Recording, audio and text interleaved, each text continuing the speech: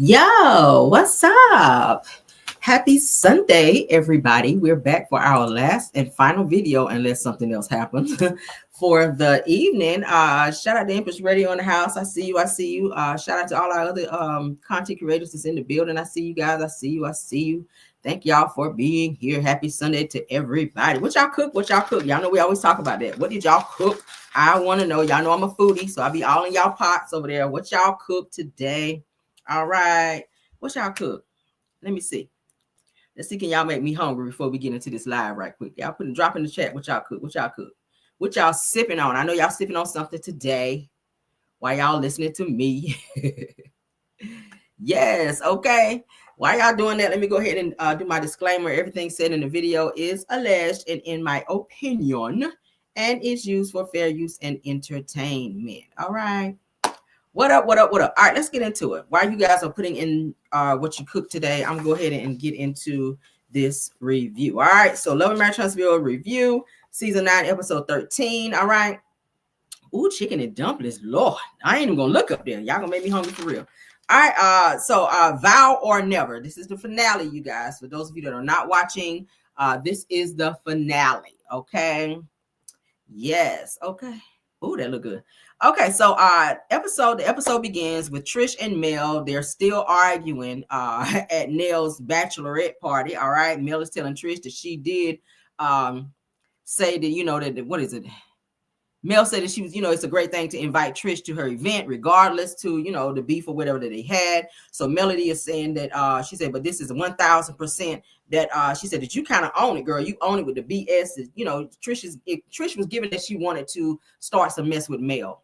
Okay, over some mess. And I already told you guys, I felt like it had a lot to do with Marquez giving Mel those flowers. As soon as Trish saw Marquez giving Mel those flowers, she was feeling a way about that. And I keep saying because I feel like Trish was not, completely ready to let go. She's one person in front of Ken, but behind closed doors, I feel like she's still feeling Marquez like that. So to see him come in the door with this huge bouquet of flowers and giving them to Mel, she felt away.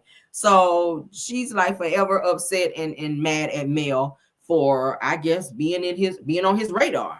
Okay. All right. So Trish says that, that's fine. She got an attitude with it. That's fine. So Mel says to Trish, she says, and I'm not talking to you. I'm talking to Kimmy. So Destiny then blurts out, trying to get some camera time. She says that this is Nell's night. It's not about now one of y'all, okay? So Mel says, that's fine. And Nell ain't even here yet. I was like, oh, come on, Mel. So Destiny kind of claps back at Mel saying, and it don't matter. I'm like, Destiny is always jumping at other people's shit and then want to do the whole, oh, I'm a victim. Why are they coming at me? Like, Mel was talking to Kimmy, and Trish then jumped in, wanted to get a moment, and then here comes Destiny trying to act like the peacemaker when she's always the shit starter. All right.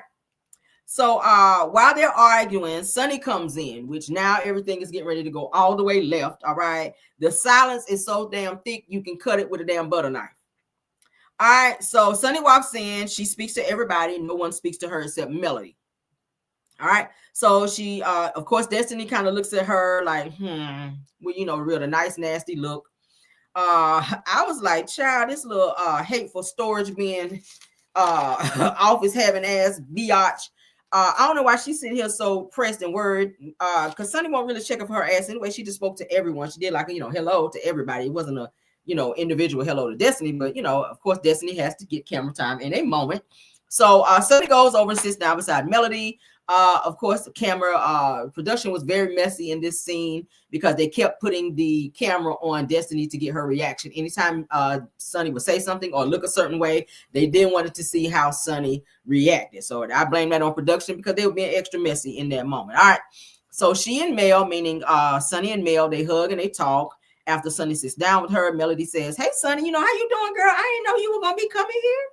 So she was like, yeah. So they have a little small talk or whatever. Production then goes back, puts the camera on Destiny, who is looking very stone-faced and mad, like staring off into space like she is psycho, that she is. I don't know which personality it was that she was showing, but maybe she was acting crazy. All right, so Tisha is being extra fake and smiling and waving at Sonny like this. Hey. And Sonny was speaking to her. So then she looks over at Destiny to see, I guess, to get approval from Destiny. So then Trish is still sitting like lone chin and waiting to continue arguing with Mel. Like she's waiting on her moment. And Mel's just like, girl, yeah, no, you still on pause. No, I ain't thinking about you over there. So then Sunny then says, oh, she says, I came into some tension, it looks like, because everybody was all quiet trying to see where, the direction of the conversation was going to go. So Sunny was like, I guess to break the ice, she's like, so I guess I came into some drama, like what is going on? So in confessional, Sunny says that as soon as she walked in, she said that you could tell that it was a lot of tension. She says, but I'm not sure what I walked in on, but hey, we'll see. So meanwhile, Nell enters the room. Nell finally gets there because she was running a little late. Her daughter was there, Kayla, and her niece, Kiki, was also there as well. They greet each other. They greet everybody. Everyone is kind of cheering as Nell comes in. And Nell says, hold up. I see somebody naked. So I guess she didn't get a heads up on the almost new models, like paint models. Destiny had paint models there. Okay. All right. So they're all speaking, hugging Nell, and they put Nell on the bride banner, and she's excited, of course. So Nell says via confessional, she says that this is my first bachelor's party and my first actual wedding because I didn't have one. Y'all know she got married at the courthouse, she said last episode. So she said that she's ready to turn up and she's ready to have a good time. And she forgot to say she was ready to be messy because she's going to start a little back and forth with Destiny and Sunny. All right, so the male model by the name of Michael, he is standing by Nell, and Nell then says, whoa, who is this right here? So they gave Nell a little drink. Why they did that, I don't know, child. And in the drink was like this little straw. I think it was like one of those little peanut straws, like what you get when you go to like these little, like a bachelor's party. So like one of those little peanut straws, and it was small. So Nell then says, so I got to suck on this little thing. I was just like, Nell, are you used to sucking on big ones? Like, damn. So, which then kind of sends everybody into this huge laugh. So it kind of took everybody out of that tension and that mode that they were in. And it was, it was kind of funny. So they were like, Nell, really? So Angie, the coordinator, was brought up to explain everything that was going on in theme and the theme for the actual event. Which is the Garden of Eden. I don't know how they came up with that for what was going on there. But the coordinator says that she is going to paint vines all over the male model's body, and that she wanted the ladies to paint the flowers on the male model's body. All right. So she tells Nell that she wants her to paint the snake on the male's body. So Nell is happy about that, baby. She immediately jumps into action. She jumps up and eager to, she's like, oh yeah, I'll do that. I can do that. So Mel then says to Nell, she says to give me a hug, Nell. She says, because I actually gotta leave. Okay. Y'all know Mel ain't about to stay long for shit. And Mel's like, hey, I'm here. I show my face. Now I gotta go. Bye. Okay. So she tells Nell that she loves her. Nell says she loves her back. And then Mel assures Nell that she will be there tomorrow for the ceremony, which is the vow renewal. And Nell, of course, is not happy that Mel is going to be leaving because she says that she always stays to all of Mel. She always shows up and she always stays to the end of all of Melody's events. So she said, I'm glad that she actually showed up, but she wasn't happy about Mel leaving prior to, just staying for the whole entire event, like she said she does with Mel's events. All right. So as they're painting, Nell and Sunny and Destiny, they're all painting the same male model. All right. So, I'm sorry. Okay. And Sunny says that it needs some color paints. Oh, this needs some color. This needs some color. That's what she was saying, meaning, extra, bright colors. Because the dude was kind of like a dark skinned model type, real, buff body, whatever. So Nell says, well, let me add the snake, honey. She was ready to start drawing on it. She said, because that's what you were doing. She said that you were sharing a snake, Sunny, right? So Sunny says, I didn't catch that. Excuse me, Nell. She said, what? I didn't catch that. So of course, Destiny starts laughing because she thought that was funny. She thought, the dig that Nell took at Sunny, she thought it was funny. So Sunny clapped back at Nell and was saying that I don't share anything. It's actually mine. So she put her hand up like it's mine. So Nell is of course laughing. She's like, fell back in the seat and she's laughing and threw her head back and she's laughing. I think Nell might have been already drunk or almost there because she was acting real weird after that. So everybody then starts laughing at something at what Nell said, and then Sunny's clap back. So then Tisha says, per confessional, she says that Nell is stirring the pot with Sunny and Destiny with the comment and trying to start drama. And I agree. And I never agree with Tisha, but I agree that's what Nell was trying to do. I was like, damn, they were just fighting before you got here, and now they're laughing and they're trying to get along. And here you come, starting Destiny and damn Sunny up. All right, so then Tisha asks Sunny how she's feeling. So she goes over. Sunny is sitting down after they do all this painting or whatever. So then Tisha goes over and makes her way over to Sunny. Why? Because it was fake as hell. So she said, oh, hey, how you doing? How you feeling, Sunny? So Sunny was like, I'm great. How you doing? How about you? So Tisha says, Tisha standing up, of course, and Sunny sitting down, which I never like that exchange. Like, don't stand up when I'm sitting down. Like, sit down with me, because I don't know what you're gonna be doing. Like, don't ever stand up over me if we talking. Like, sit down and let's talk. But anyway, so Tisha's standing up and she said, oh, I feel awesome. I feel awesome. So and then she kind of looks over at Destiny, the whole time. She's kind of checking for Destiny, and then she's talking to Sunny. I don't know what that exchange was, but it was giving kind of messy a little bit. So I don't know what the hell Tisha had on. It was one of those city trend outfits, baby. And I told y'all the last time it looked like her ass was in a drive-by because it had holes all in it from the top and then to the damn pants. It looked like her ass stood in the middle of a drive-by. I said, well, damn, Tisha. But anyway, so while Tisha and Sunny are talking, having an exchange back and forth, Destiny walks in between them while they're talking. I didn't like that because that was disrespectful. It was intentional because she was trying to start some shit with Sunny. She was trying to get some camera time, 1, and 2, she was trying to get a moment. 3, she wanted to get her ass beat. 4, I don't know what Sunny was still sitting there for. 5, her damn brain should have been already through across the damn room. 6, I'd have been on her ass like white on rice had she done that shit to me, because that was fucking disrespectful. But anyway. All right, so while Tisha, like I said, when Destiny walks through in between them, she stares, like has this weird stare at Tisha, like, why are you talking to her? So she's kind of trying to break up their conversation because she doesn't want them to talk. So Sunny then says that she don't want me talking to you because you're her friend. So she's telling Tisha that. So Tisha says, well, Sunny, and like a whining, well, Sunny, like, that's how Destiny is. That's the way she was saying it. So then Sunny says, well, we're not high schoolers, so you can actually talk to me if you want to.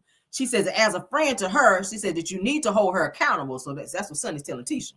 She says, and I'm tired of the lies about me and my husband. She says, stop lying about me and my husband. Stop talking about it. She says, I don't sit up doing interviews talking about you every day. So she said it loud enough for Destiny to hear because she knew she was listening. All right, she says, so every Monday, there's this talk about me on your little mental Mondays, about me and my husband. So then Destiny walks over and kind of jumps in and says, you come on my platform, you bring your husband and you attach my name. She says, and I actually have a podcast. Like, girl, it's not a podcast. It is a YouTube channel. Learn the difference. Get into it. So Sunny says, of lies, after Destiny says she has a podcast. So Sunny claps back with saying, yeah, of lies. So Destiny says, let's not talk about lies. So Sunny was like, girl, just move on. And so Destiny came back with, no, you move on. But then she was real aggressive in tone. I was like, ooh, okay. So Sunny says, via confessional, she says that since the St. Thomas trip, that people have been telling me all kinds of things that Destiny had to say about me. She said that, and she's genuinely hurt, and I can understand that still. She says, but it seems like she cannot get over Moses, and she needs to get over it. So then Nell says, Destiny, she said that you should have been moved on and getting plenty of big D energy by now, because y'all know that Destiny is supposed to be dating Lance, which is Nell Fletcher's son. So I don't know why she's still depressed about Moses when you allegedly have moved on to Lance. And you always saying that you in love or whatever. I was just like, child, bye. All right, so I'm going to play the clip. Hold on. Okay, did I pull it up? I'm tripping. Hold up. Ooh, I used to be on my shit, y'all. Hold up. I said, child, I know they ain't in here on this mess. In here acting like this. All right, so here we go. All right.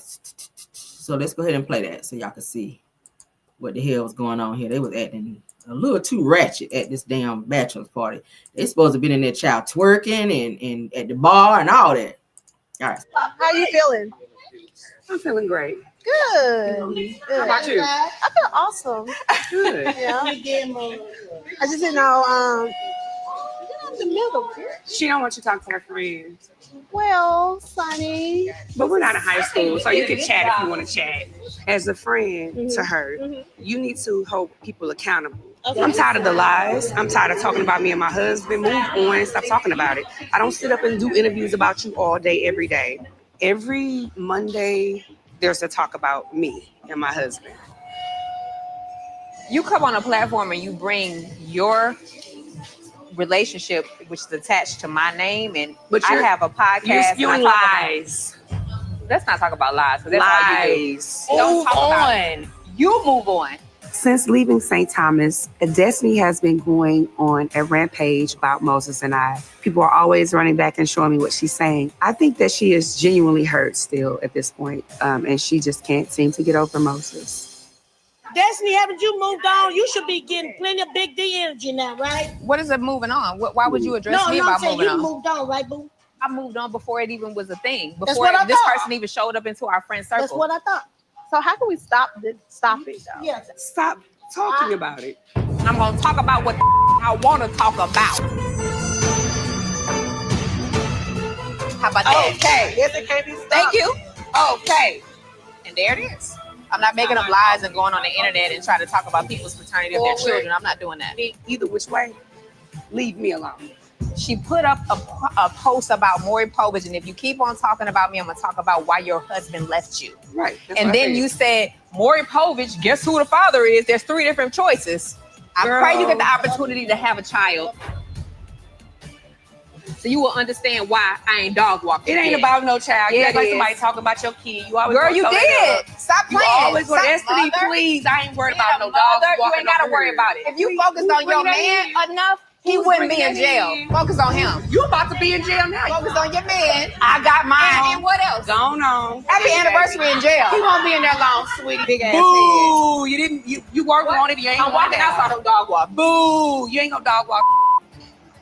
I've done my best with staying calm and ignoring Sonny as best as I could. But Sonny just went to the gutter. Where you going? I'm going to cool down because I can't do that. I can't do that. And I'm mad because I gave her a moment. She has no motion without me. Yeah. Now, if you can walk with her, I can walk around her forehead. And I meant that. And I've been walking around it all night until I heard her speaking on me. I didn't speak on y'all. I didn't give a damn. I blocked both of y'all. Should have married that man and went on about your business. You showing up. You're here in Huntsville. Why are you here? That's crazy. I just don't want y'all to argue all the time when y'all in the room because now I know that she's invited to events. So now you're just not gonna show up. For what? That's gonna make it look like she's running you away from. No, I'm going back in there. I just need to calm down because I meant that dog walk. I meant that dog walk. Do you understand me? I hear you. I meant it. I hear you.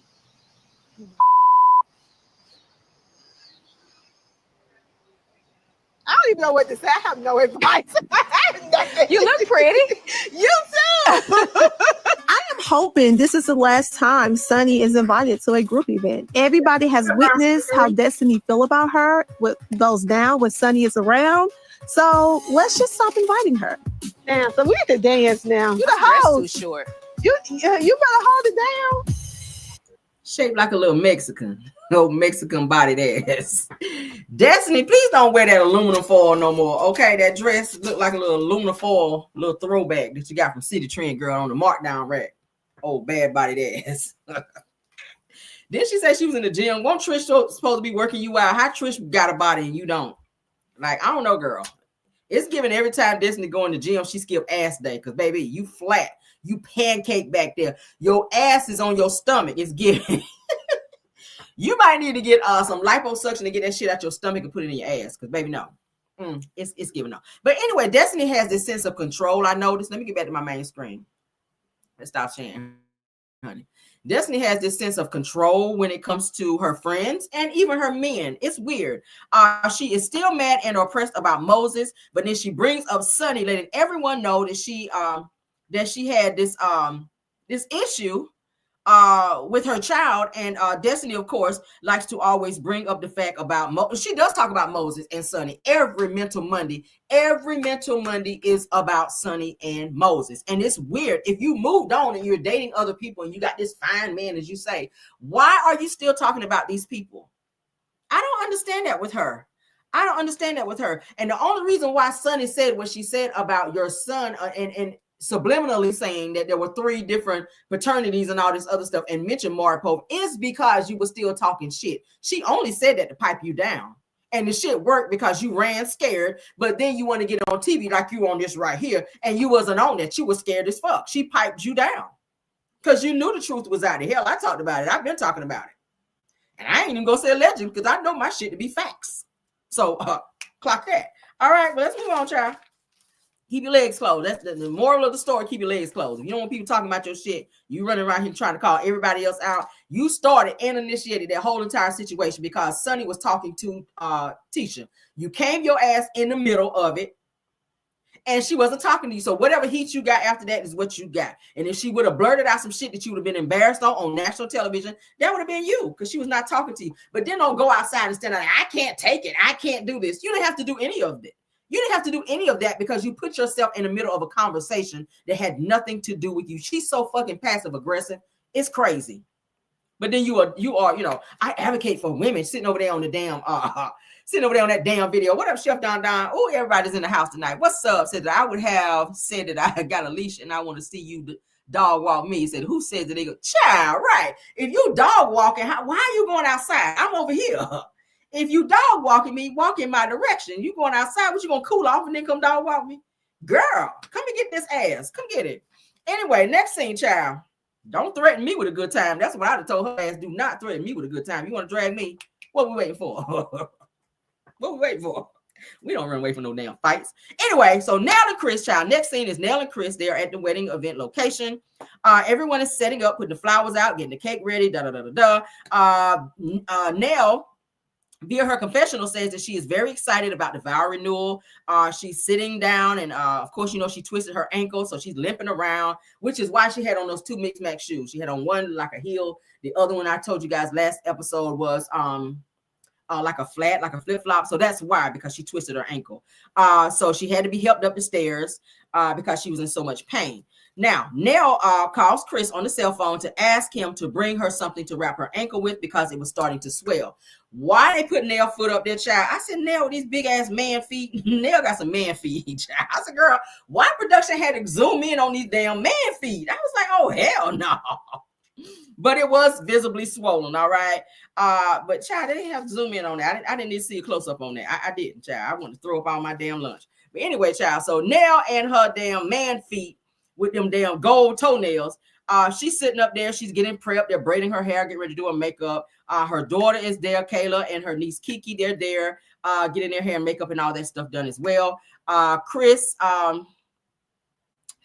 then reassures. Chris walks in, knocks on the door. He comes in. He reassures her that he's everything's going to be okay. And just enjoy the moment because it's their 30th anniversary show. So she's smiling. He got her out of that mode. All right. So Lance comes in. Chris wasn't there yet. Lance comes in with this man bun. He got his hair, freshly twisted and all that. I was like, look at Lance with his man bun. He was looking great. I was like, come on, Lance. He was giving eyes and body and all that. So he brings in like these little food trays with like the was it cheese and fruit tray? Okay, and they're just eating that as they're getting dressed. He's real attentive, you could tell. So Nell and Lance, they're catching up on what's going to be done next. And she lets Lance know that she doesn't want Nell and Martell to sit in the same area, okay, because of their legal issues. So she wants them to be separated because they're coming. This is really the first time we've seen them film together. Y'all know anytime Martell be trying to be around Mel, she get the hell on. So this is at the finale, they're going to be filmed at the same location. So I don't know how they got around that with all the court stuff. Maybe Mel agreed to do it. I don't know. But anyway, so Nell goes via confessional. She said that she's happy for the event, but she wants things to go well between Melody and Martell with them being there with the situation that they have going on. So Nell Nell is kind of acting like she's a little freak too. I saw that too. I was like, Nell, you be doing too much. The conversation she be having, child, for her to be as old as she is, Nell is a little freak. But she said that she really enjoyed the bachelorette party.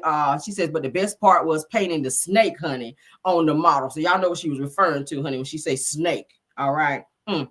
So, of course, they begin talking about Destiny. So Destiny is discussed and how she actually came for Sunny. So Kiki and Nell began to talk about the situation between Sunny and Destiny when they were arguing. And her niece Kiki says that, why is Destiny so worried about Moses? I mean, why is Destiny so worried about Lance if she's supposed to be with Moses? Hold on, I said it wrong. Why is Destiny so worried about Moses when she's supposed to be dating Lance? That's what Kiki was saying. So Nell's daughter, Kayla, agrees. And her niece, Kiki, then says that, like, damn, did you f him or something like that? I mean, did you F him? So then Nell says, like, oh, my God, Kiki, I can't. Like, why would you go there? So then Nell goes on to say that why is Destiny, like, worried about, like, why is Destiny still worried about Moses? Says that Sunny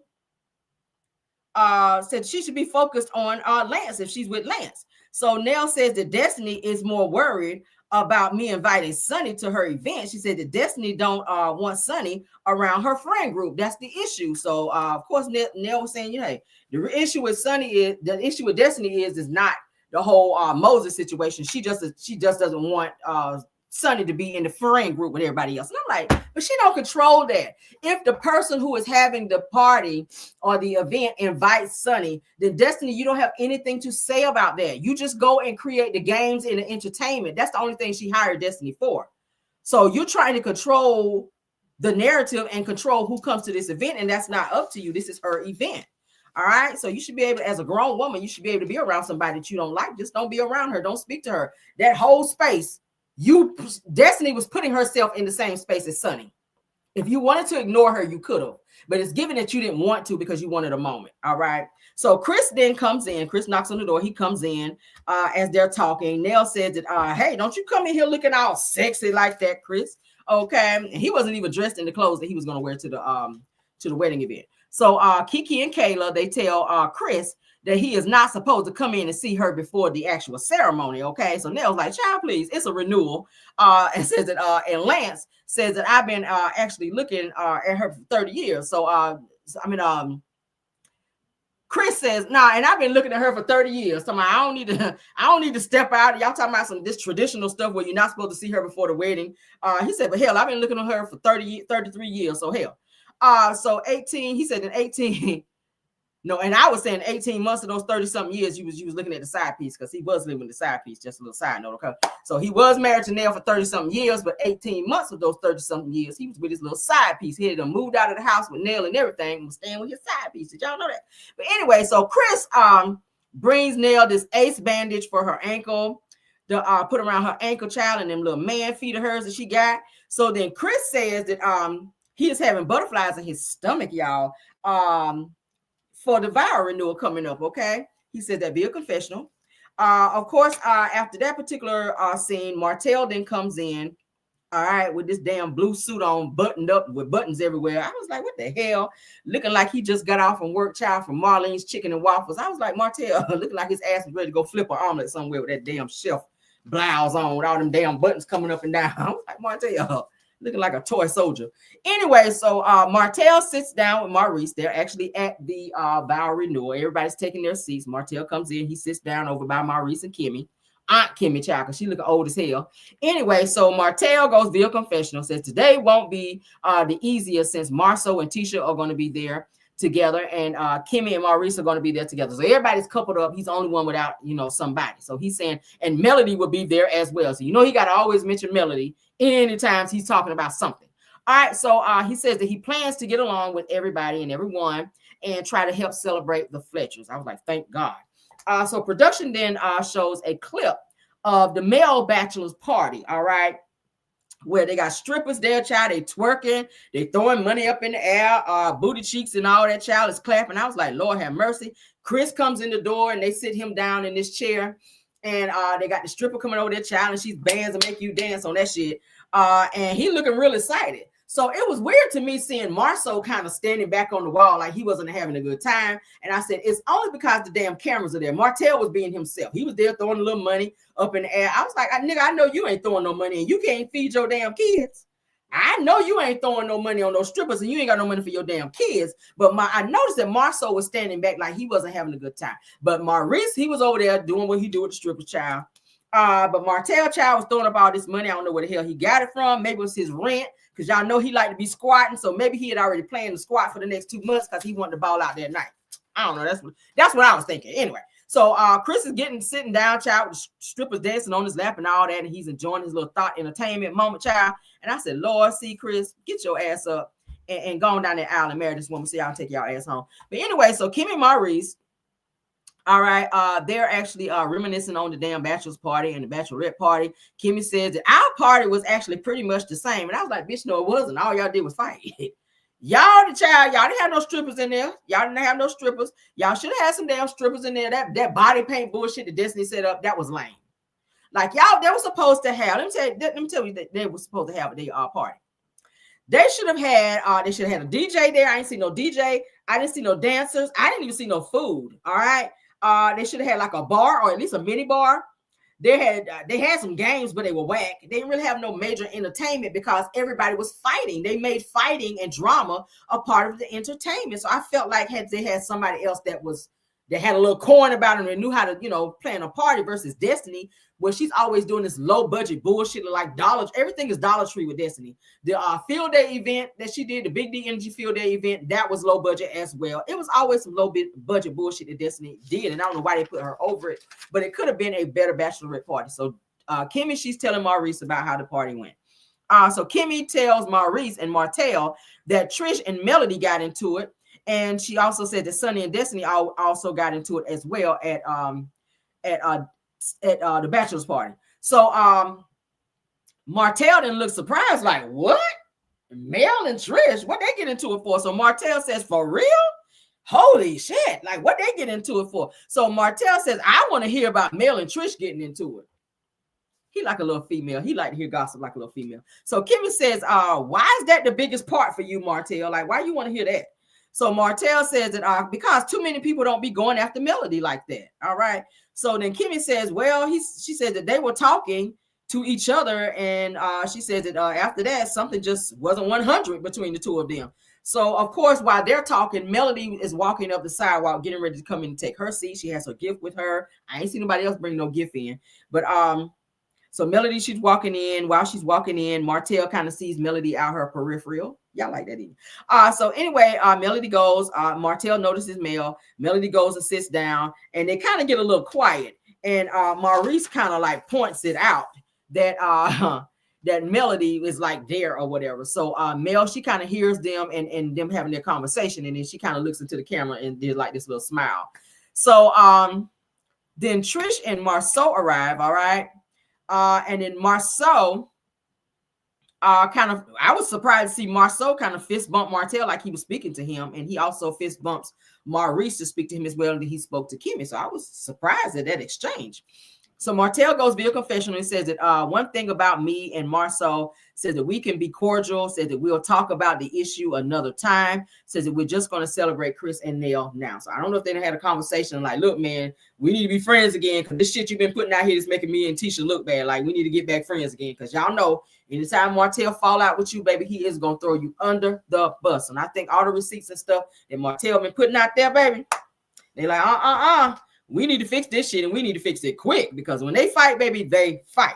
All right, so Marceau then whispers across the room or across the aisle rather at Melody, and he says, "Hey, Mel, hi." You know, Tisha sitting on the outside, which I thought that was kind of awkward. As you know, I think Marceau should have been sitting on the outside. Tisha should have been sitting inside, but he's looking all over Tisha and he's speaking to Mel. Hey, Mel. You know, Mel looking over like, nigga, what? Like, hey, she spoke to him, whatever. She gave him a little smile, like, hey. So Mel goes via confessional and she points out all of the Scotts and Martell all sitting together on that one side after their big blow up. She says it is typical of them and it's them being fake. So she notices that they're all being fake, trying to be on the kumbaya when they just had this huge fight. All right. So Maurice and Martell, they're still sitting there talking. Martell then says that I messed up and that I don't know what that I want. He said, I don't know what I want when it comes to a woman right now. And I'm like, you didn't know what you wanted when your ass had a woman. So go off. Or maybe he want a man, because the rumors are out there that he did want a man, and Tisha was saying that he did like men in college and all that. So I don't know. Maybe he don't know what he wanted in a woman because he knows what he wanted in a man. I don't know, allegedly. So Martell then says that I want to get married again, and I want to. He says, and I met a lot of women, but I'm still comparing, meaning every woman that he meets, he's comparing them to Melody. So Martell goes on to say that I may have to just wait another 5 years to actually know what I want. I don't think marriage should be on your menu right now, Martell, given that you're still going through all the shit that you're going through. You're not over Melody, and everybody that you meet, like you said, you're going to be comparing them. You don't have Melody out of your system yet. Plus, you got a lot of legalities that you need to be focused on, and you need to be focused on being a better parent to your kids. Getting married right now, I think you just want to have somebody to say you have somebody. I think you miss being married, so at the end of the day, you're going to fuck up somebody else's life because you are tired of being alone, and that's what it's giving. You don't need to be married to no one because you don't even know who you are. Your ass is batshit crazy, and you're still dealing with legal stuff with Melody, so that's not going to sit right. I mean, hell, and we already know you're not going to marry Ariane, so I don't know who all these people are that you're meeting, and they're supposed to be potentials, but if they knew like I knew your ass, they better run, okay? If they knew like I knew about you, Martell, they would run from your ass because you are definitely toxic. So let's continue. Martell says that it's tough. He says if we didn't have the kids, that it would make it even more tougher. He says that we're actually cheating our kids out of a lot and not having the alliance that we need right here. So he's trying to subliminally say that he and Mel should just squash all this shit and just get back together, at least for the kids' sake, because he's not doing the kids a service or doing the kids a disservice. They're doing the kids a disservice by not trying to work it out and be back together. I disagree, Martell. He says that I think about it often. He says that seeing Nell come down the aisle is, kind of hits different for me. So, of course, Melody can hear this conversation and she just rolls her eyes like, bitch. So Martell begins staring at Melody in this weird, pathetic pedo. It looks like a little pedo type of stare. I'm just like, Martell, why are you looking at Mel like that? And Mel is looking into her phone, like intentionally not looking at him. All right. So, Martell, after Martell is sitting there just like staring at Mel, Maurice, then he turns over and he starts, getting hugged up with Kimmy, kind of leaving Martell to be like the third wheel of it all. So it was weird. So Martell then says that me and Mel have no interaction, and it always bothers me. He says that when we got married, he says that I never would have thought that we would be in this space or in a place like this. What did you think was going to happen when we went out there and cheated and had a whole damn baby on her, Martell? What did you think was going to happen? That she was going to come back home and just stay? Like, nigga, no. So he goes on to say that vows being renewed. He says that I would have thought that it would have been us, meaning him and Mel. He says that me seeing the Fletchers getting married, he says that long or being married that long, he says that I actually kind of feel away. He says that one could only hope to have a marriage that long. You could have had a marriage that long had you not been fooling Ariane, had you not been disrespecting Mel, had you not been cheating with all the other women that you were cheating with, okay? Because Mel said it wasn't just Ariane that Martell was cheating with. So you thoroughly disrespected her the entire marriage, and you thought she was going to stay and never leave your ass. And the reality of it is that she got tired of your shit and she moved on. So now that she's moved on and she looks good, she's doing everything on her own. She's taking care of the kids. She ain't think about his ass, and it's starting to bother him that everybody else, all of his friends that coerced him into cheating with them, they're still with their wives, and he's sitting there like the third wheel, looking at everybody else booed up, and he's by himself. Well, not for long, because Destiny is on her way there, and she's gonna be coming sitting right beside his ass. And Destiny always makes her way to sit beside Martell like she's his date in every situation. If y'all looked at the promo picture for Love and Marriage Huntsville, who's over there in the corner with Martell? None other than damn Destiny. All right, but they swear they never slept together. I digress. Allegedly. So Martell, he's kind of looking back, and who does he see sitting back there behind him, child, is none other than Joanna Man, aka Trish, child. She's sitting out there with that uncombed Party City bob blonde wig. Ken is not with her. I'm guessing because his ass was on probation during that time. I don't know, but he was not at the event. She was sitting up there looking like Joanna Man at the damn wedding. All right. So Bishop Boone, Bishop Boone, which is the man who is going to be over the wedding ceremony, he speaks and he thanks everyone for attending. And he reveals that he is the nephew of Chris's dad, who is Elder Fletcher, child. So I didn't know Chris's dad was an elder. So I was like, okay. So they put the camera on Chris's dad. He kind of does favor his dad a little bit. All right. So he asked his dad, Elder Fletcher, which is Chris's dad, to come and do the prayer. All right. So while they're in the middle of the prayer, Destiny comes in late, child. You supposed to come in like, with your finger up and then go sit down. But anyway, she came in late. She goes to sit down during the prayer, but then she greets Trish before she sits down, and she sits beside Martell like she's his date. All right. So while the pastor is praying, Melody's eyes is closed and she's like this, like she's taking in the prayer. The camera pans over to Martell. What is he doing? Sitting there staring at Mel, still staring at Mel. Weird as fuck. I was like, bro, this is starting to be kind of weird vibes right now. All right. So Chris Sr., when they get done with the prayer, Chris Sr. and Chris Jr., they come down the aisle looking sharp in their white. I was like, okay, look at them. They looking, casket sharp in here now. All right, so then they show Nell, she's coming in and she's limping on that ankle with Lance. And I'm not sure who the other person was. I missed that part. And they're walking in with her. Nell is beautiful, of course. All right. And then she looks up at Chris and Chris sees her and he starts to smile. Okay. So let's go ahead and play that so y'all can see it.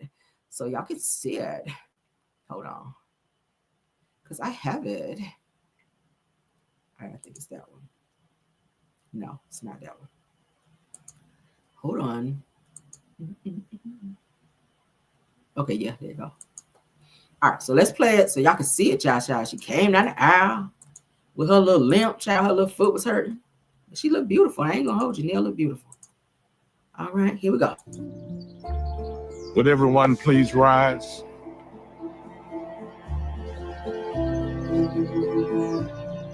Every day I'm alive because of you. Cut the music now. I'm just gonna watch. I don't want YouTube tripping, child. I ain't trying to be editing no shit out tonight. Ain't got time for that. Look at Lance. So they're reminiscing, child, on happy moments, because y'all know the two of them like to dance. Nell, I don't know about that little twerk right there, baby. I don't know about that granny twerk, but okay. Okay. All right, let's cut it back on.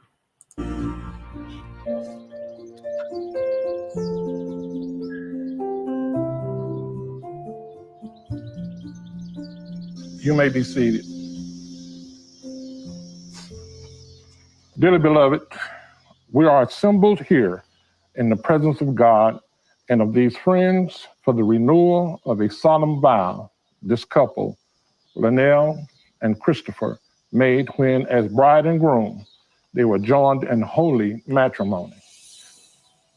Do you solemnly promise to continue to keep the vow you made at your wedding? We do. Do you promise to continue to cultivate love for each other by sympathy, understanding, trustfulness, mutual consideration, and thoughtfulness? We do. Where's the ring? I got my ring on. Hold these rings.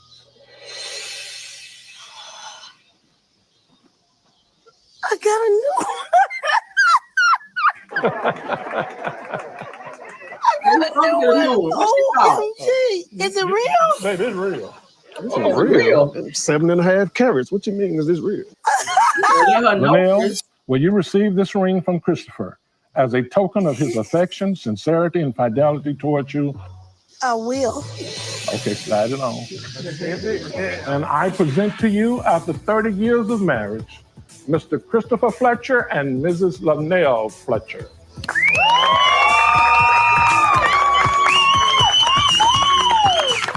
Thank you so much, babe. You're welcome, honey. I love you. And thank you for my ring. Yes. Okay, I see you, Fletch. The ceremony has been so amazing.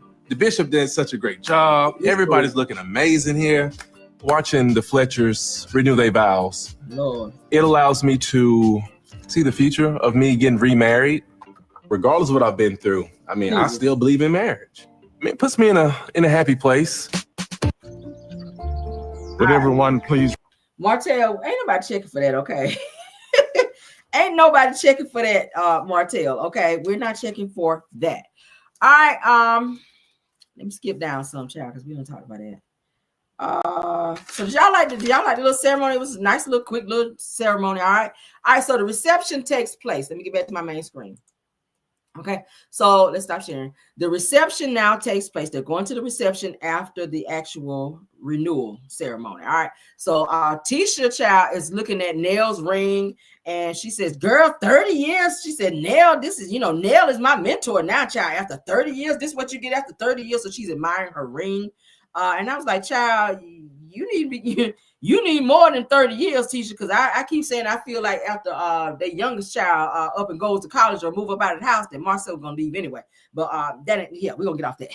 But anyway, so Nell says that hearing Tisha child call her mentor is gratifying. So she likes to be called a mentor.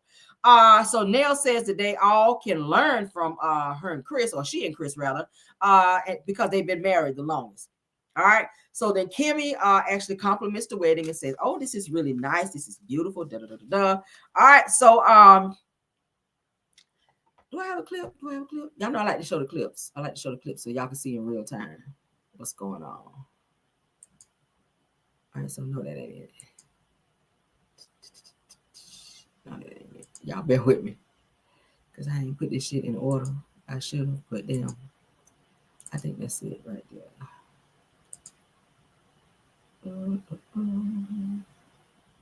Nah. Okay. So all right, so Kimmy is throwing some shade at Melody and saying that Melody came but said that she sat on the other side instead of sitting with everybody else. Well, she can sit where she want to sit. Why does it matter? Why does everybody always wonder and worry about what Mel is doing and where she sits and all? Mel don't really fool with y'all like that. If she wants to sit on the other side, then that is fine. So Destiny says that it is so Mel because Mel likes to ostracize herself from the other group, So Trish and Ken, Trish says that Ken could have come because of a family emergency. All right. So I don't know what the hell was going on with Kingpin Ken and why he didn't come to the ceremony, but Trish was saying it was like some type of family emergency, which then Kimmy asked, well, is he fine? Like she's trying to press her on what the family emergency is, but Trish, of course, didn't want to get into it. But then Tisha goes to the confessional and says, that whenever they're ready to talk about it, then they will. Okay. So of course, as they're talking, there's an emergency with the pastor/bishop child, and they ask, somebody to call 911. So I'm gonna go ahead and play it. I think that's the right one. What's weird to me was Kimmy's ass standing right there. Supposed to be a whole damn nurse. She didn't fly her ass over there and go do anything. I thought that was mad weird. If you're a nurse, why you didn't go over there and check him out? At least check his pulse and his, make sure he was okay until the paramedics got there. Kimmy just stood there watching. She stood back watching like everybody else. I think he got too hot.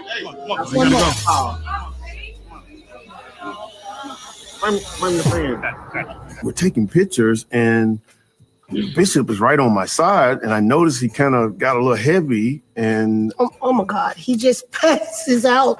Somebody call 911, please. He laid out. The pastor is? Oh Lord, oh Jesus. Bishop Boone just passed out. I know it's hot, it's overwhelming. I hope he's okay. I hope you take your ass over there and check on him, nurse. I don't know nobody that's like a doctor. If there's a doctor in the house, normally if there's like a medical emergency or like a doctor would go over there and just spring into action and do what they're supposed to do. It's weird to me that Kimmy just standing there. I hope he's okay.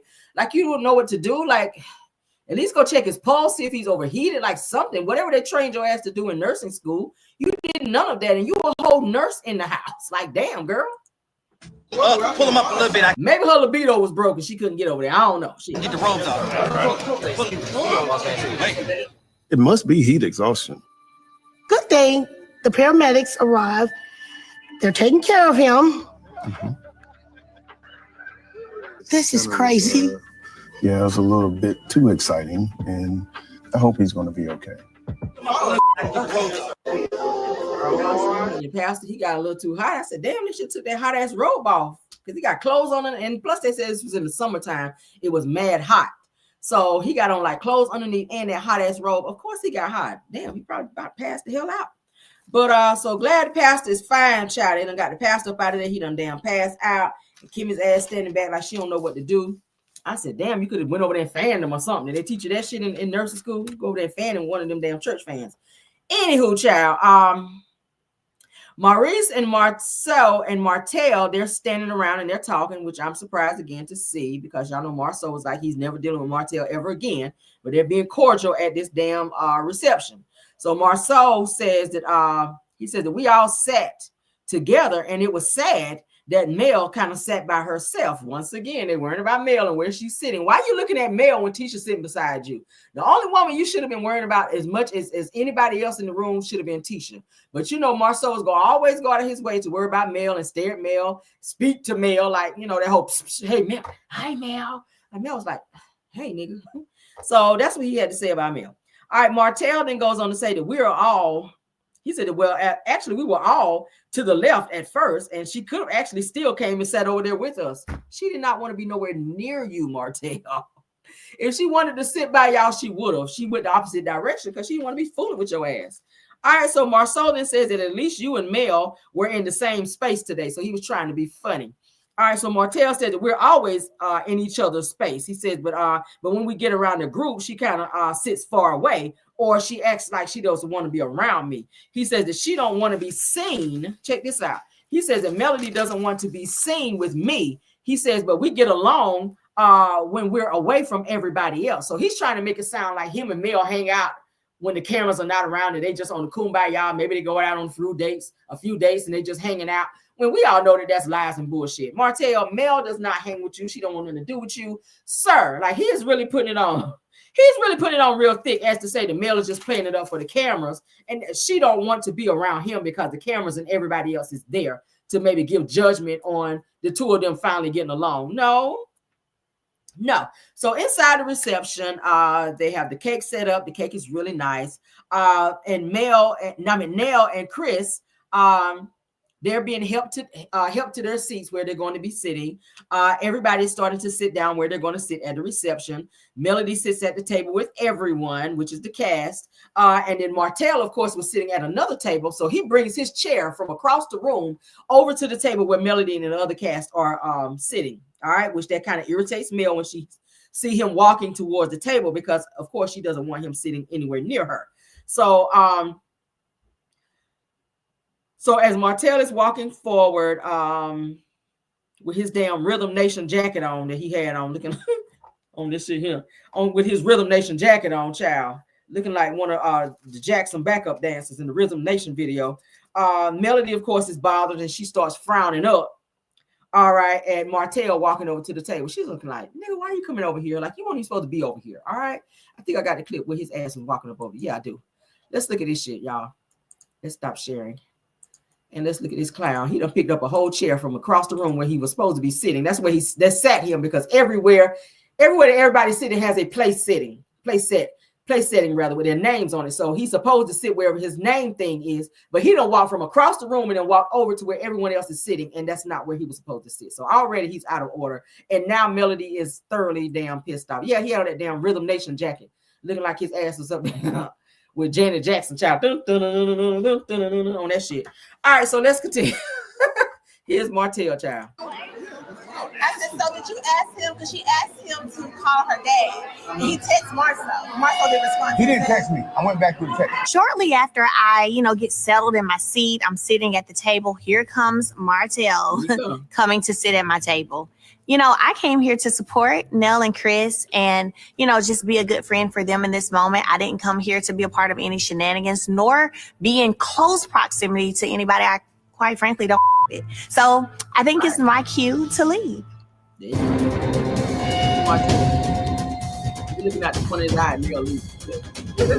I honestly don't know where Melody and I go from here. If she's not willing to meet me halfway. You don't know where you and Melody go from there? You're going to the courthouse. Let me help you out. Your ass is going to the courthouse. That's where you're going from here, because she don't fuck with you, okay? You shouldn't have brought your ass up over there. And let go of the past. There can't be any healing.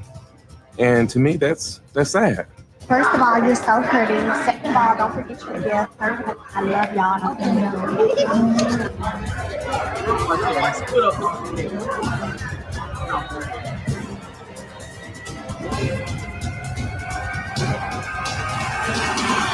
Martell done bit half the sandwich with his hungry ass. You can tell he ain't ate in about 40 days and 40 nights up over there. The way he bit that damn sandwich, done bit half the sandwich in one bite. He was like, damn that shit. I mean, eating all these damn hard ass potatoes over there with Ariana ass been cooking. Damn it, I'm about to eat. He probably slipped a sandwich in that damn Rhythm Nation jacket for his ass left up out of there too. Oh, hungry ass. He probably had a whole sandwich in the damn pocket and put it in the inside pocket. So his ass get in the car and eat another one. Oh, hungry ass. Damn, Martell was eating down. All right, so Martell knows he really can't be around Mel like that, y'all. But this nigga done stood up looking at Mel leaving. Let's finish the video. He's leaving. Do me some shade. I didn't throw you in the shade. Yeah, it was just in the got real dark. When Lance interrupted me talking to the girls with his sass, I wish that Lance would have done what I'm doing to him, which is pulling him to the side to have an adult conversation alone. And you try to front me in front of other people. Like, I don't like that. I didn't front you in front of no. Actually, I bowed out. I said what I said. But you should have said that to me and not in front of other people. No, I shouldn't have done. I said it when it was appropriate, when I felt the need to say it. So I'm telling you, going forward, if you have a issue or you want to say something to me, it should be in a private setting. Did it happen? Well, Kimmy tried to make it a moment. So they kind of ushered them off, and I was like, you don't go too far. And I made a little joke, and then Kimmy was like, you making googly eyes in front of the men. I was like, it's not that serious. Right. That's what happened. That's it. Okay. I'll take that. Cheers. Cheers. I need you. Is you still feeling a little funky? I'm a little funky. A little funkiness going on. Ain't no funkiness. Ain't no funkiness. It is funkiness. It is. I want someone to be able to be more emotionally intelligent. We do have chemistry. We like each other, but that's not enough to sustain a relationship. It was a little red flag for me. Child. Anyway, so let's stop sharing. Destiny, you could have left that out, child. So Destiny is bothered by Lance calling her out in front of Tisha and Kimmy about her flirting with another dude at the event. Okay, she's real pressed about that because she didn't want to be called out about it. But she was flirting with somebody at her it was what is her Madonna child at her 967 relaunch at the Madonna relaunch, the 967 relaunch at the Madonna's event over there. She was flirting at that dude, and Lance got wind of it, so he called her out at the reception, and she felt away about it he did it in front of everybody. So Destiny says that she likes Lance and that they get along, but it's not enough to sustain her. Destiny is acting like she's got some kind of standards or integrity, and we all know that that's lies and bullshit. Lance don't let her run over him, and that's the problem. Destiny likes to run over her men, but Lance seems like he's that type of dude where he doesn't allow women to run over him. He's very vocal, and he lets Destiny know he ain't with her bullshit, and he calls her out in front of people, which she doesn't like that. Because she likes to have that persona in terms of that she is running things and that she's on that big D energy bullshit. But Lance is like, not with me, bitch. No, sir. I don't play that mess. All right. So, of course, she's going to probably just continue to sleep with him, and he's going to probably give a few dollars, and she's going to take her ass on somewhere else and do what she do. So now it's, he doesn't, we get along or whatever, but he just doesn't have enough to sustain me. Girl, bye. Nobody has enough to sustain you because at the end of the day, you're not happy with yourself. So you go run through every kind of man you find, and they're not gonna be able to make you satisfied because you're not satisfied with your damn self. Okay, that's just what it is. You still worried about men who ain't worried about you, like Moses and anybody else that you had before that. Like, get over it. Let's move on, child. I ain't got no more for her. I don't even want to talk about her ass no more. So Nell and Chris, they thank their guests for attending. As Chris is doing his thank you, he then thanks Latrice Rogers from Bell Collective. She was there. Cliff, aka Ernie from Sesame Street, her husband, his ass was there too. Chris then thanks his family, his immediate family, which was all sitting at their table. And Nell says via confessional that her mother would definitely be smiling and happy in that moment for them. You guys say I'm freezing. Am I freezing, guys? Put in a 1 if y'all can hear me. Put a 1 if y'all can hear me. Can you guys refresh your end? Because it looks like everything is working fine on my end. All right. I'm sorry if it's not working right. But you guys refresh your devices. All right. So Chris goes on to thank the cast of Love and Marriage Huntsville. All right. I see all the ones. All right. So Chris thanks everybody at the table. They do this toast. and everybody puts their glasses up and they do a toast. So Destiny says that she feels that the group has a very genuine love for each other, no matter what. She says, but the only issue is, she said that it was about celebrating the Fletchers. She said that we're all able to do that, but except for Melody. So here she go. Here she go. Now she's speaking on Melody leaving the event, which that's her prerogative. She wants to leave. You don't know what she had going on. She does have 4 children. If there was something going on, then maybe she needed to leave. It's none of your business why she's not there anymore. Go and have fun. Your man is there. Your friends are there. Martell, your other man is there. Go enjoy the damn event and start worrying about Mel and where she is. You're not friends with Melody, so it's no concern of yours where she is and when she leaves. Nell and Chris, they go and cut the cake, and then they go have their dance. All right. Next scene is Trish and Ken. Trish and Ken, they're back home and they're getting ready to get into this huge knockdown drag out, child. Oh my God. Them two right there, I keep saying toxic. They don't need to be together. They do not need to be together. All right, so let's get into it. Ken comes into the living room where Trish is sitting playing on her phone. All right. And he's saying that he wants to have a conversation with her. Trish is sitting there looking like the Black Marge Simpson that she is, with that damn high ass bun on her head. I don't know why she keep doing that shit. Anyway, so Kendra, aka Ken, asks if she is open to have a conversation. Ken wants to talk to Trish about the issue with Martell and Marquez, which we all know that's getting ready to make the conversation go left. All right, so Trish says that she's been walking on eggshells in her own house and that she's been doing it too long. And I know she crushed all them hoes with her muscle-bound ass. You done crushed all the eggshells walking around there with all them damn muscles. But anyway, so Ken Child says that we haven't been together long, and there's a lot that we have to learn about each other. All right, so I'm gonna play the clip and I'm gonna let you guys watch that, and then I'm gonna spin the block and we'll talk about it in its entirety because it's very juicy, girl. All right, y'all know I like to give y'all visuals when we're doing our reviews here. All right, so let's get into it so y'all can see, child, how these fools over here get down. All right, here we go. He open to a conversation? I don't know. I guess it depends on the conversation. There has been some tension between Ken and I regarding Martell and Mark. Child, what is this ghetto Thundercat on my screen? Baby, who keeps telling you to put on this blonde wig? Don't do that shit no more. Child. I don't want to be walking on eggshells in my own house when I've done that for so long in America. I said, damn, I thought I pulled up Love Marriage Husband. I ain't know I pulled up damn RuPaul Drag Race up on my damn screen. Shit. Marriage. It seems that he has something he wants to get off his chest, and I'm ready for it. We ain't been together that long. So, I mean, I know there's a lot that we still have to learn about each other. I know there's still a lot of things that have to get resolved in our past. Like the situation with Marquez in the beginning, the text message that you sent, you telling him you would take him back in a heartbeat. You know, even in that situation, it was. Did y'all hear that? So he found in her phone a text message where Trish says that she would take Marquez back in a heartbeat. So he's feeling away about that.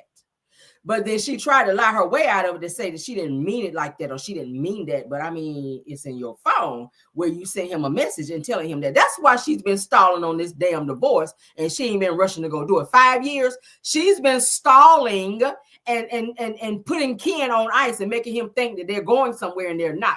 He is just a space filler until Marquez get his life and get his shit together and come on back home. She's missing Marquez. That's her high school sweetheart.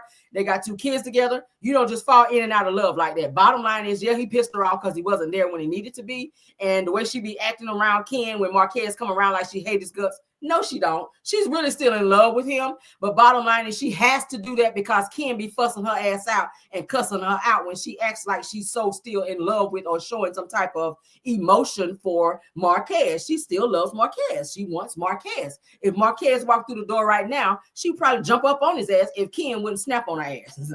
But let's continue. Oh, I don't remember saying that. I didn't mean that. It's like, you know, deception. If we bring up the Martell situation, here's the thing with the Martell situation, and I can't stress this enough. It's not Martell that I have an issue with. I have the issue with you. Here's my issue. We go through this conversation after conversation. When I leave them, yes, we do. Yes, we do. I'm so sick and tired of having this conversation. I'm not quite sure what more he want me to say. How are we supposed to move forward if we can't get past it?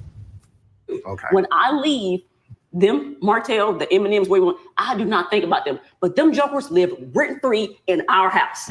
Here's the thing. You're not understanding. And it's always the accusations and the that you lied. It's your deception. No, that makes me ask you these questions. It's the things that you do, the things that you say. The things that you think is going on in your head. I didn't say, first of all, I didn't even say anything was going on. I asked you questions. Your problem is that you ask, you take questions and you make them accusations. So even after we are where we are now, he still lives rent-free. It's not him, it's you. I don't think about that man. I'm thinking it's you. I don't think about it. It's you. Obviously you do. I mean, no, I don't. This is why we can't have this conversation. I'm literally telling you that it's not him. I'm telling you it's you. No, it's you. Make it up. Actually, you don't listen. No. And you give them and you give the people outside of our house more respect than you give me. At the end of that, you crazy? Yes, you do. No, I don't. Here's the problem. You don't get to.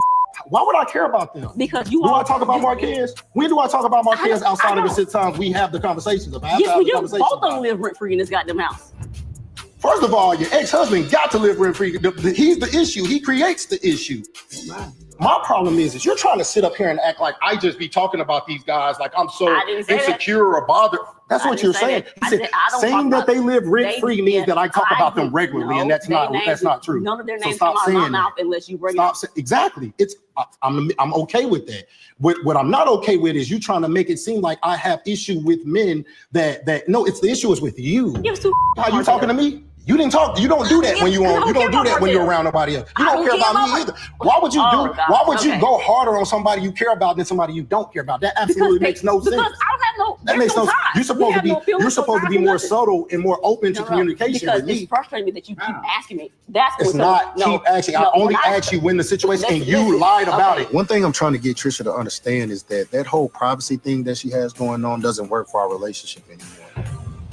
Like if I ask her a question to her is an accusation. And I'm like, no, an accusation is an accusation. An accusation is me telling you, you did this. Me asking you a question is trying to figure out what actually went on. And it's not me. I can't tell you what you did if I don't know what you did. You got to tell me. You're my woman. The only thing that I can go by is what you say. Anytime you lie about something, you have to be open to people having questions about it. You lied about these things. You made these, especially with the Martell situation. Bro, that was before me. There was no reason to lie about that. So it was no reason to lie about it. Why are you so invested in it? Bro, I'm done with this conversation. I'm not doing this. I don't want to do it. I'm done. I'm done. I don't want to talk about it. Because you're not going to try to make it seem like you're the problem. No, you're the problem. Okay, and I'll be it. I'll pay for all this. Me. Not nobody else because of me. Y'all want the reality? Y'all got the reality. I'll pay for all this. No. So I don't pay for this? I don't pay for this? Let's wrap this up. I don't pay for this? I don't pay for this? Let's wrap this up. All the cars in the driveway I don't pay for? No. Why are you lying? Let's wrap this up. Your truck is over in another apartment building broke down because I gotta go fix it. Hey, my brother fix it. Go. When you struggling, tell your kids. Perfecto. I'm gonna do the same everybody else do. I can go do whatever I need. Don't do it then. I don't want to deal with this. I'm gonna go to an island somewhere and be good. You can't do that.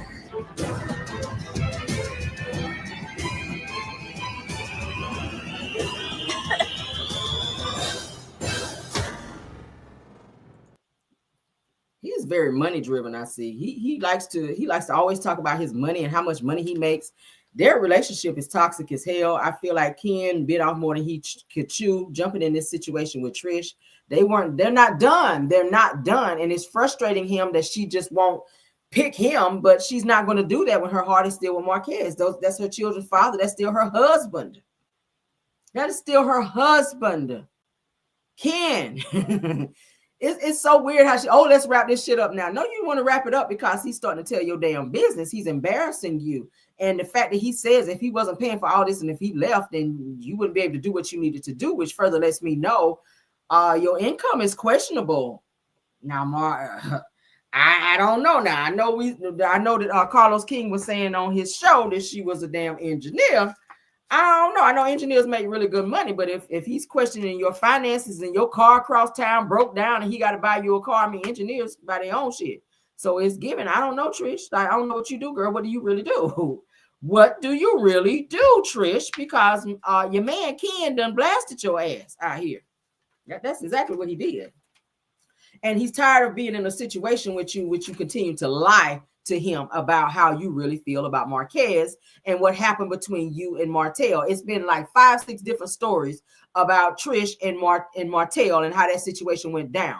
First, you didn't sleep with him. Then you did. Then you said you didn't go to his house. Then you said you did go to his house. And then you said you went over there multiple times, but y'all didn't do nothing. But then you say you went over there and trained him. The first time y'all just sat and watched TV. I mean, did you train him or did y'all watch TV? And I'm not understanding if you weren't feeling him like that and he didn't try you and y'all didn't do nothing, then why did you come back over there multiple other times? And then you didn't remember how to get to the house when Melody asked you. Like, Trish, you have a lot of shit going on with you, sis, to where you make it very hard to believe anything that you say. Even when you're telling the truth, it's hard to believe you. And I think that's what's frustrating Ken. And I feel like he knows that he's being played. And I think she's playing the shit out of him until Marquez comes back around. And I think she's going to keep playing him. And if Marquez call her and say, hey, look, I thought about it. I'm ready to come home and let's raise these kids together. She's going to definitely do it. And Ken ass going to be looking stupid because you done spend all this money on the kids, on her. And you out here talking all that big shit about that's my woman, that's my woman. You claiming somebody who keeps telling you in your face that she don't want to marry you. And you might want to pipe it down a little bit. Take it slow. 5 years. If she ain't figured it out yet, if she ain't got her divorce and moved on to be with you yet, she ain't going to do the shit. And that's just on period. I mean, it don't matter how many times you speed out of the driveway, how many times you threaten to leave. If she don't want to be with your ass, then she don't want to be with you. That's on period. That's just on period. This is so toxic, you guys. All right. But Ken broke her ass down and let everybody know, like, bitch, I run this shit over here. I run this. All right. I run this. But he is still, it seems like he is still worried about Martell. And it's weird for him, I feel like, because he has to be around him and film with him. Like, they run in the same circles. And I feel like I guess it's hard for him as a man to be dating Trish and then to know that somebody else who you're trying to become friends with smashed your girl and know some things about your girl and how she like it and all that other stuff. And you got to be around this person and he look at you a certain way and he be throwing out subliminals because Martell has done that. And I think it bothers Ken. And I think that Trish has not been 100% honest with him. And that's going to be a problem. But the fact that you keep trying to get her to marry you, if she's not honest with you now, she won't be when you get married. It's actually going to be worse. And then you're going to be winding up getting another divorce, Trish, because you're not being honest. Just like you weren't honest with Marquez. That's why you got divorced. You weren't being honest with Marquez then. But I hope they figure it out because, baby, listen, it's toxic as hell, okay? Toxic as hell. Ken seems like he's always having to hop in his car and leave when him and Trish get into it. As I told you guys before, when they had the interview set up with Dr. Heavenly and Carlos King on his Messy Monday show, Ken was supposed to be there for the interview and he was gone. Trish had to do it by herself because she and Ken got into a huge blow up and he left for a whole week and didn't say shit to her and she didn't know where the hell he was. And that seems like that's the type of mess that go on in their household, but they need to figure it out because the kids do not need to be around that and be seeing that kind of tension and back and forth between the two of them. The cussing and the carrying on, like, it's too much. All right. Just this clip that we saw is a lot. So imagine without the cameras there, it's got to be very much so toxic. All right. So the episode, of course, ends there. I'm going to give it a 7. I'm going to give it a 7, okay? And that's a stretch. This episode really was boring to me. I ain't going to hold you. This episode was boring as hell. I think they should have went out with a bang with something else going on. Maybe they should have moved the Bauer renewal to another episode and had something else going on at the end. But as you guys know, the reunion is coming up on the next episode. And we're going to go ahead and look at the clip now in terms of what's going to be happening with that. Because baby Kimmy is going to be popping off on Mel. And I don't like that shit. Okay. Martell gonna be sitting up line. Carlos is gonna shade Destiny about losing her earrings, saying you lose your earrings like you lose your men. So he's shading her. Then Martell is lying about the revenge plea and the guilty verdict, where Melody saying that Martell pled guilty. He's saying that he did not, at which Marceau then jumps in and exposes Martell, saying that you had a whole picture or video rather of your ex-wife in the revenge plea or whatever, sending it around to people. Martell then jumps up and saying, stay out of it, that you're a liar. And, you know, he don't ever want to acknowledge when his ass be wrong. But let's get into it. Let's share. Let's share.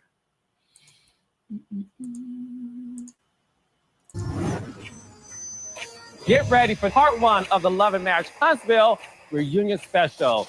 Do blondes have more fun? Of course. Oh, you lose the earrings like you lose men. Let me help you real quick. Girl, that's some cheap ass city trend earrings. Fakeness, the phoniness, and all that kind of He took a video of his wife and then he tried to get other people to send it out there and fake like she was giving it to somebody else. Stop speaking on you don't know. Melody, was Martell found guilty? He pled guilty. Not that. Did you plead guilty? No. Now, notice that Martell had on the blue suit, the replica of the one he has on now. Is that the only type of suits that Martell has? Martell had on the blue suit at the vow renewal. Now he got on this white suit looking like his ass is going to a wedding with all them damn buttons going up again. The same suit, just a different color. Is that all the clothes he got? And it's tight as hell. Look at his arms. Tight as hell. Can you explain to us how you were booked for a DUI? A police officer suspected something and he arrested me for it. Unfortunate to see Melody disparage my character. She had her opportunity to show who she was and she did. The lips, it was because it was a topic of conversation all over social media. And there was a whole popular social media about your ass, whatever bad butt job you got. I ain't talking about that. All right, we all know that Kimmy got that shit from Ariane because y'all knew Ariane spoke about that. She also talked about it in the video, audio, phone call with blogger AL when she said that Melody went to Atlanta with the direction or the advice of Martell to Dr. Curves and had some type of BBL done. We don't know that. It hasn't been confirmed, and it doesn't matter. If that's what she chooses to do, it's her body. But bottom line is, Kimmy, I don't know why you bringing it up. Now that further confirms that you be having conversations with Ariane, which is her nemesis, which is why your ass already been put out there in terms of us finding out that you've been telling Ariane to come on this show and that you would film with her. Kimmy, you've been a snake.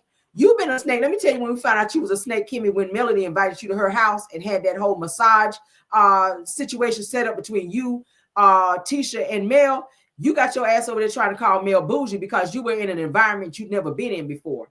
I'm sorry that you've never been in upscale environments, which is why you said Melody's never invited us to her home when you got over there and got to looking around. The same way you did when you went over there to take her some bones and some tea to her house. You couldn't even hug her good because you were looking all over her house, you jealous, broke down ponytail, Party City ponytail wearing ass. You, Kimmy, you've been asleep all season, baby. I said it before. I'm going to say it again. Kimmy's been asleep all season, and you get to the reunion trying to fight for your job, and that's what you're doing. Won't nobody checking for your ass then, and we damn sure ain't checking for you now, Kimmy. You didn't have a storyline then, and you damn sure don't have a storyline now. So I don't know why you fighting so hard this season when you already knew that your husband, child, Maurice ass, had a whole DUI, and the shit was all over the internet. Every blog picked it up. So if you're mad at Mel, you should be mad at the Jasmine brand, OMFG Reality, Neighborhood Talk, and every other damn platform. It was on there. All the bloggers talked about it as well. So just because Melody give her comment or her interpretation of how she feels about it, all of a sudden it's wrong. Did you send a message to Jasmine brand, Neighborhood Talk, OMFG Reality on TV because everybody posted it? I mean, hell, you didn't even know where your damn husband was in that moment. You didn't know where your husband was. Your ass was out there like a blind man with your support dog looking for your husband at night with a flashlight. Looking for Maurice's ass with your support dog in the damn, like a damn crime scene. Is he over there, Fido? Fido, is he over there, Credit One? Let's go over there and smell the door and see if you smell some whores on the door. That's what your ass is probably doing. You had your support dog over there like you was at a crime scene on First 48, smelling the door to see if any whores had been in there. That's what your ass was doing, Kimmy. Do you smell any whores on the door? I can hear your country ass now. Fido, do you smell any whores on the door? Sniff the doorknob. Does it smell like Shan's hand? Does Shan's hand smell like it's been on this door? Stupid ass bitch. Anyway, guys, that's all. I ain't got no more for her. Kimmy, you look stupid, sis. You look stupid, like and your face. You looking older in the face. Maurice is stressing you the fuck out, girl. It's all in your face. It's written all over your face, Kimmy. You don't have to say a word. You and your support dog, go away from me, girl. All right, because your husband don't want your ass. He don't want you, girl. He just need to get his name up on that house up over there that y'all ass don't stay in no more. But anyway, that's all we got for y'all. Hope you guys enjoyed the review, girl. Yeah, she got her dog over there sniffing the damn door like First 48 child. She thought her ass was Caroline Mason trying to look for her husband, knowing his ass was out there in them streets cheating on her ass with all that lipstick on him. That's exactly where he was. Girl, you didn't know where he was. You woke up at 4 o'clock in the morning and his ass still went home, as you do every night. But anyway, Kimmy, goodbye, girl. Thank you guys so much for coming on over, honey. All 790 of you watching. Please don't forget to hit the like button. Please don't forget to subscribe to the channel. Y'all hear my voice going out? Oh my God. I've been talking. Anyway, please don't forget to like the video, subscribe to the channel, and y'all got the dog emojis. That's so funny. And yes, all of that. Share the video as well, okay? Thank you to all of my content creators. I saw Brown Skin Girl stop by. Chef Don, thanks for being here. Empress Radio was in the house as well. You guys were up in here. True TV Podcast, thank you so much. Purple Unicorn was here. Deary Talk Show was here. Miss Hills ATL was here. Boss Lady Brian was here. Girlfriend Chronicles was here. Love Seen Heard was here. Did I miss anybody, mods? Please let me know. I don't want to leave anyone out. Don't let me leave nobody out. If any more content creators were here, Snatch by Diego, if you're here tonight, shout out to you and thanks for being here as well, because I know he's usually in the building.